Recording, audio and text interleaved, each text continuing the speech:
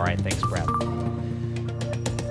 More than 111 years ago to this day marks one of the worst days in East Texas history. The black community in Slocum was gunned down and murdered. Many who survived fled to nearby towns, leaving behind their homes and their livelihoods. CBS 19's J.J. Maldonado spoke with a descendant of one of the survivors and an author who's written extensively about the history in tonight's special report, The Slocum Massacre. July 29th, 1910 was a day of bloodshed in Slocum, Texas. In mobs ranging from dozens to hundreds went around killing African Americans on sight.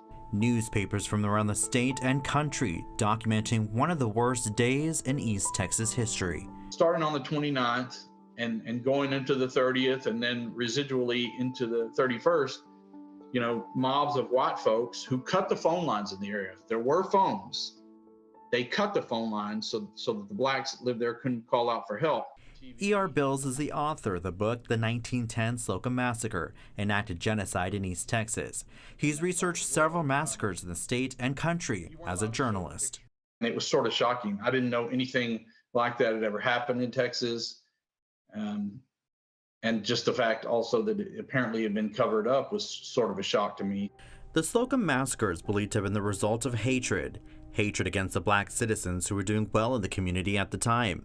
Bill says also an awful rumor had been circulating that the black community was going to rise and kill their white neighbors. But it scared the white people enough that they took their kids and their wives and put them in churches and left white men outside to defend, reportedly, and then they went on a killing spree.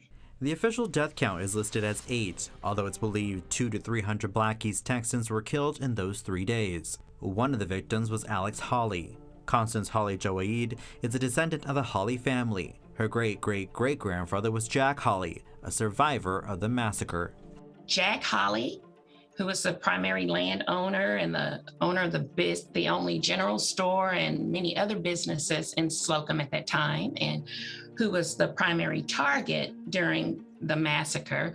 I am his great-great-great-granddaughter. In the early 1900s, Jack Hawley was a successful businessman, which is not easy for someone enslaved until they were 19. He started using his skills and his talents to make money for himself instead of the European, structure of chattel slavery.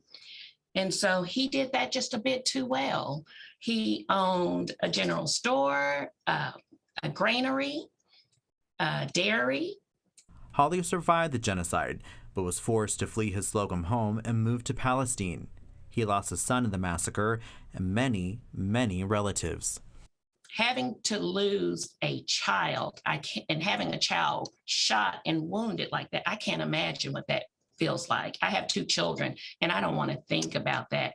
But it is something that many African parents, African American parents, black parents are dealing with today, with their children being killed when they're not even armed, shot in the back or shot with not even being aggressive, innocently shot. So 1910 to 2021, 111 years later, the same things are happening to us as parents, losing kids.